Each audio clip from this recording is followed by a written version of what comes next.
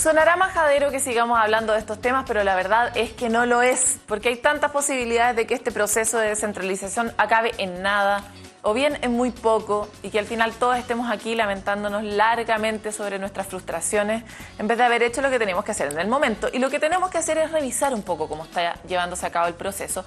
Para eso hoy día estamos con Felipe Torralbo, director ejecutivo de la Fundación Chile Descentralizado Desarrollado. Felipe, muchas gracias por estar otra vez en Panorama 15. Muchas gracias por la invitación y por otra vez recibirnos acá en tu casa y apoyar el trabajo de la Fundación y el trabajo de este proceso en el cual estamos todos, ustedes desde una trinchera, nosotros desde otra, pero también comprometidos por sacar adelante. Felipe, nosotros en el programa ya hemos revisado un poco en detalle de qué va el proyecto de ley y cuáles son los problemas que tiene el proyecto de ley de elección directa de intendentes, principalmente que no significa un gran cambio, sino que termina reemplazando una figura por la otra.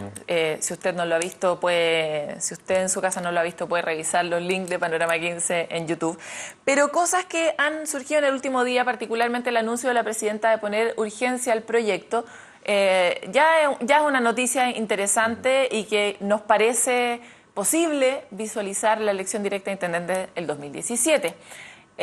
¿Cómo lo ves? ¿Cómo ves este proceso? Bueno, para nosotros fue una tremenda noticia que la presidenta anunciara que le iba a poner urgencia simple al proyecto de ley, al proyecto de reforma constitucional de la elección del intendente, porque había un poco de desesperanza en el ambiente regionalista. O sea, en general todos estábamos un poco preocupados porque ya esto no salía.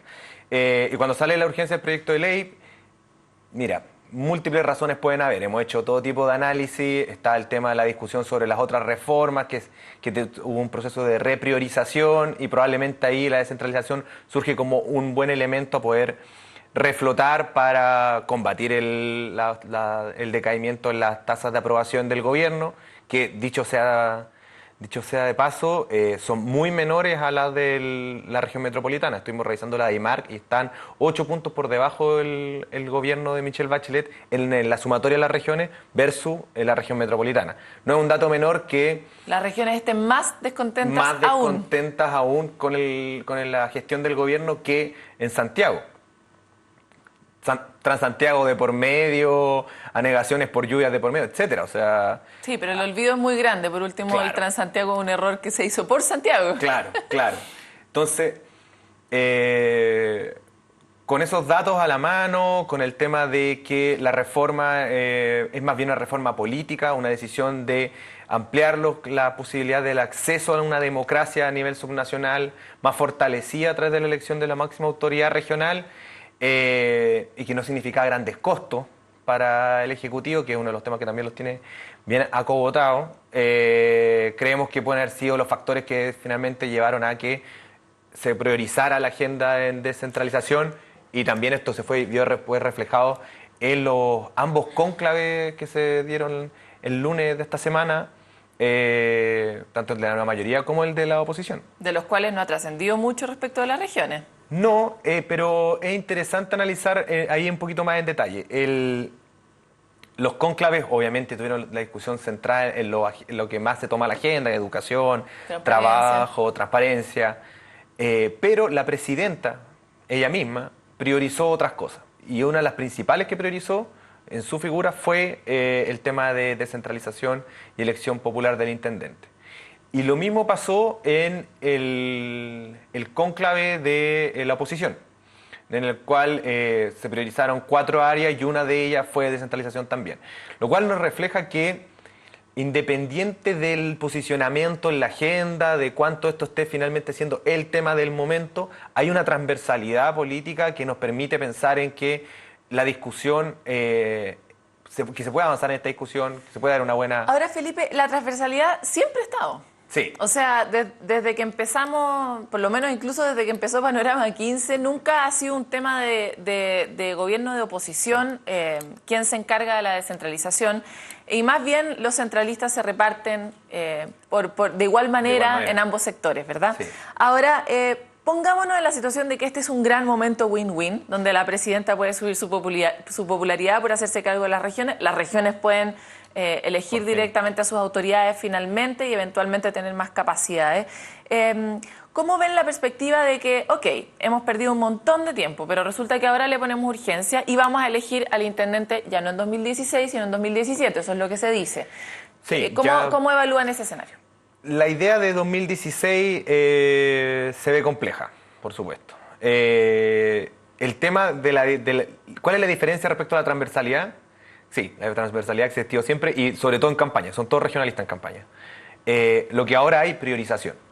Y eso es lo que no estaba, transversalmente. Antes había a destiempo priorizaciones, pero en este momento ambas agendas priorizaron explícitamente la descentralización como temas tanto para la derecha como para la concertación.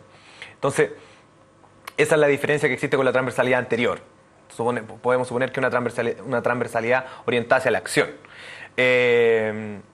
Respecto a la agenda, incluso 2017 es compleja, pero tenemos la esperanza de que si se hacen bien las cosas, si la discusión en el Senado avanza, sin perder, con rapidez, pero sin perder de vista que existen algunos artículos de esta reforma que no fortalecen el proceso de descentralización, sino que derechamente arrastran la tradición del Estado Perpetúan el modelo, unitario, ultracentralista, y se puede mejorar eso en el Senado.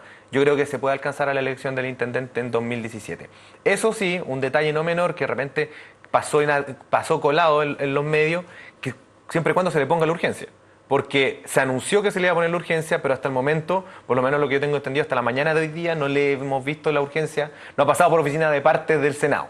Eso no es poca cosa, porque, claro, porque el anuncio para la prensa funciona. Pues muchos pensaban que eran 30 días contados desde que la presidenta lo dijo en la prensa. Y no, son 30 días contados desde que esa urgencia entra por la oficina de parte. Y eso, con una agenda tan apretada, porque hay que pensar que tienes que tener el trámite en la discusión, en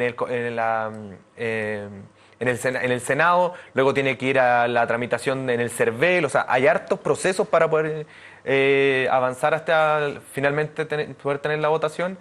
Todos estos días valen, todos esos días cuentan. Entonces, cualquier retraso superior al que ya hemos tenido va a afectar directamente en la elección. Oye, Felipe, la derecha dijo que este proyecto de elección directa de intendentes, que es una cuestión que también hemos revisado aquí en el programa, crea un intendente de cartón, decía en el cónclave de la derecha. Cuestión con la que estamos de acuerdo.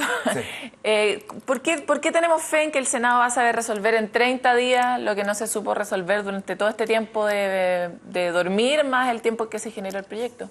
Han habido bastantes instancias, tú conoces de los seminarios que hemos organizado desde la Fundación con el apoyo de la Academia Parlamentaria del Centro de Extensión del Senado, donde han asistido importantes personeros de los partidos políticos y todos expresan en los dos seminarios que ya hemos desarrollado, y esperamos que en el tercero que se va a desarrollar también así sea, que este es uno de los principales problemas que tiene el proyecto de reforma constitucional, que es que crea una figura paralela, que es la del gobernador regional, la cual viene en el articulado propuesto a tener la competencia del gobierno regional. Sí, ya revisamos bien ese proyecto, pero entonces, ¿tú crees que después de lo que ha ocurrido y con la caída en conciencia de los senadores sobre este proceso, van a ser capaces de transformar el proyecto exactamente en lo opuesto de lo que está planteado?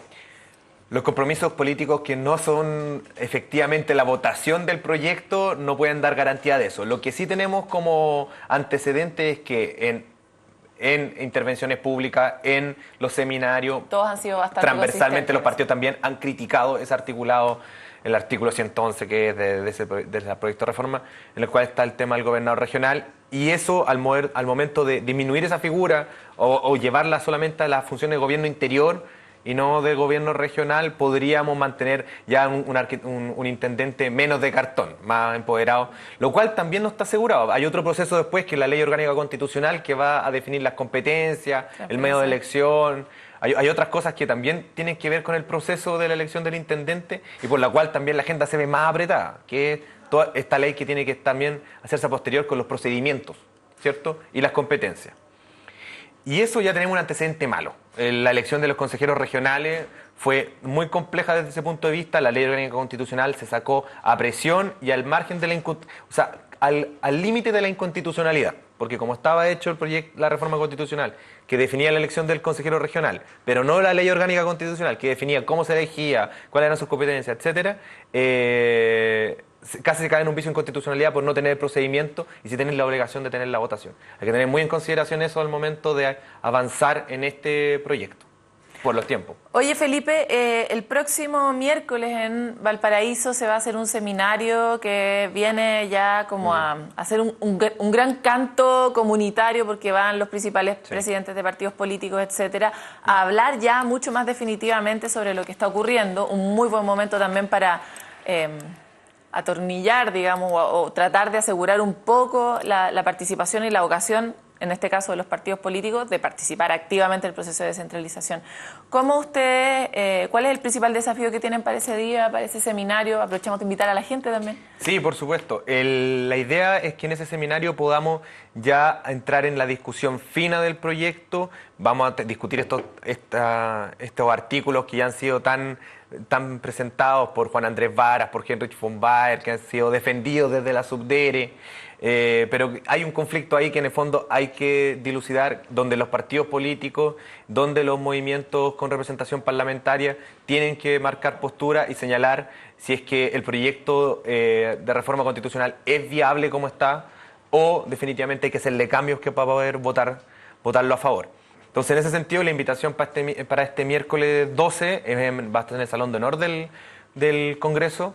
Desde las 8:30 de la mañana, es a que asistan y que podamos como ciudadanía participar de este proceso. Creo que es muy importante para la ciudadanía de regiones incorporarse a esta discusión, demostrarle a nuestro representante en el Congreso que estamos atentos, que como ciudadanía nos importa este tema y que tenemos serias preocupaciones respecto al proyecto de reforma constitucional, porque la idea es descentralizar y no, claro, hacer una descentralización real, no una descentralización de cartón o tener un intendente que no tenga las competencias para poder cumplir la promesa del gobierno regional y no que sea simplemente sea una persona que después tengamos que lamentarnos una promesa autocumplida, que se eligió un intendente y no podía hacer gobierno, que no generó desarrollo, que no generó avance, lo cual es esperable desde el punto de vista de que suceda si es que ese intendente no tiene los recursos, no tiene las competencias y solamente tiene el voto ciudadano.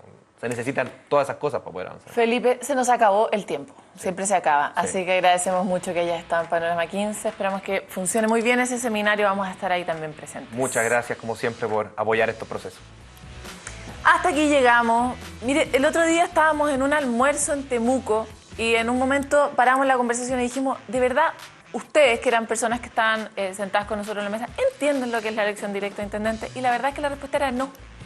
Estamos tratando de correr esa barrera de lo difícil que es entender el proceso que se está llevando a cabo, pero básicamente es más poder para las personas, es más capacidad de decidir sobre sus propios territorios. Es poder hacerse responsable no solo de la mala o buena idea que tuvieron por votar por A o B presidente, que es la única cosa de la que conversamos en términos ciudadanos, sino hacerse responsable de la ciudad que construimos con nuestras decisiones.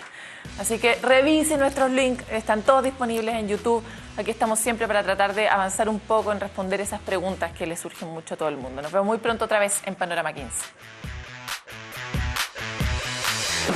VTR presentó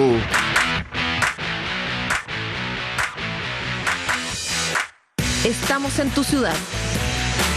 Miramos tu realidad. Panorama 15. La voz de las regiones.